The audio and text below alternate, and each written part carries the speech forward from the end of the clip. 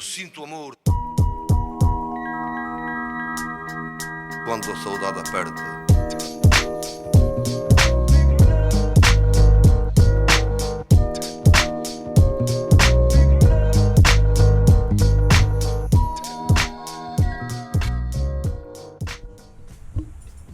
Welcome to another episode of Classic Ball Python Morphs.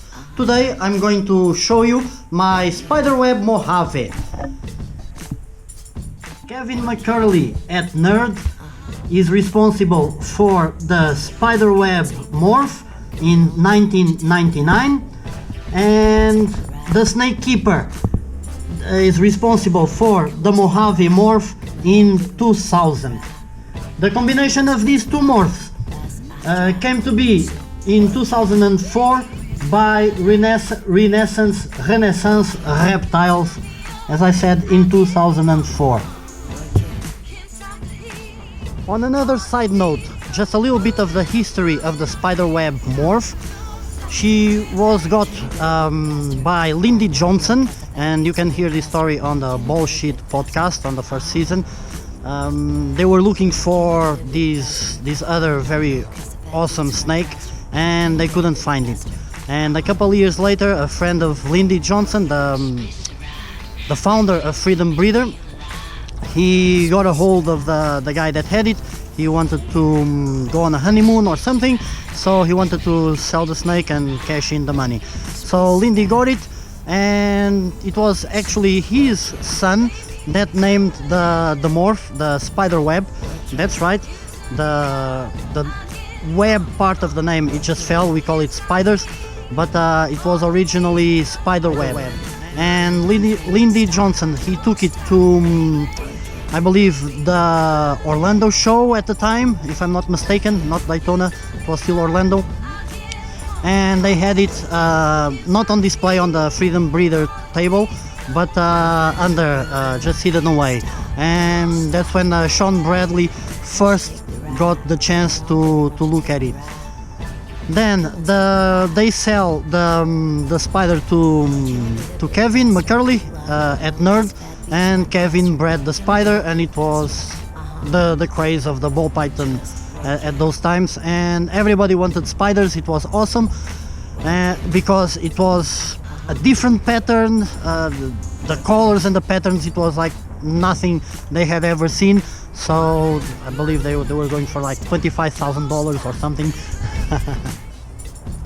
Afterwards, Kevin bred the spiderweb to a pastel. He got nothing, and I believe that at the second attempt he got these different pattern snakes, which we now call bumblebee, and that was the discovery that we can actually combine two morphs to get a different one, so they overlap and make something completely different. So that was the birth of the morph market, of the market of the morphs, if you know what I mean.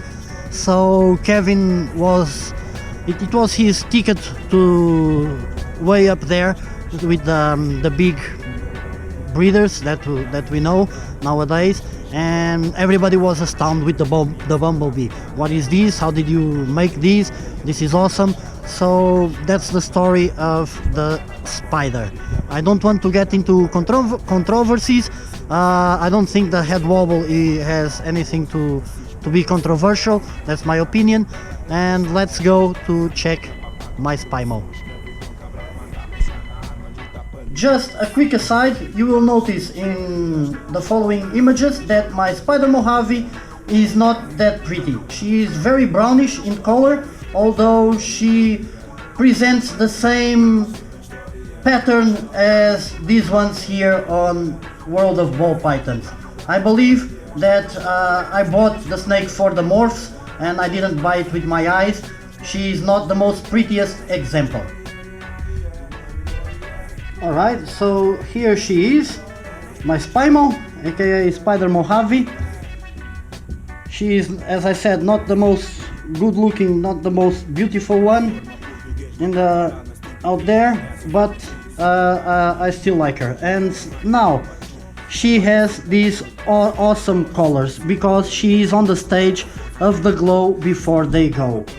She's quite fat, she's developing follicles. I believe she's on the later stage of follicle development, and as you can see the pattern, she presents this broken pattern of the characteristic of the spider morph and the alien heads that want to form. So it's a mix of Mojave with the spider. As you can see along her body, the alien heads with some keyholes. The spider doesn't like much keyholes, but the Mojave morph still has some strength. On the side we see that whitish speckling breaking through the side of her body from the belly, so that tells me also that's the influence of the spider morph. Regarding the head, I can observe this little dot here on the scalation of the snake's head, so that is the characteristic of the spider morph. She has these earth tone colors, the eye stripe. In terms of nose, it's pretty clear and she has greenish eyes on the center with a little bit of blue on the side. In terms of belly, her belly is quite clear, as you can observe if she cooperates. Has a bit of dirtiness here and there, but other than that, I'm gonna go quickly on this video here, on this analysis. You can pretty much observe it. Other spider Mojaves, they are lighter in color. This one was sold to me as a 5-year-old female. She might be 6 years old now. For all I know, she could be like 10 or 12 years old. But I wanted the morphs, and I believe that through selective breeding I can get beautiful hatchlings. She was much darker, but as I just said a while ago, she's on that stage, the glow before they go. She looks a different snake now. You can see here this lighter color on her ridge. She's just magnificent. She's looking very beautiful right now. I do not wish to bother you too much on this analysis of the Spider Mojave combo, or the SPIMO. I just want to say that I got excited to get into this project from an influence of a Scottish breeder, Max Morphs. Max Morphs, thank you very much. This is pretty interesting combination, and if you guys know his story, good. If no, go check it out. And pretty much that's what I wanted to show you on this short, quick little video.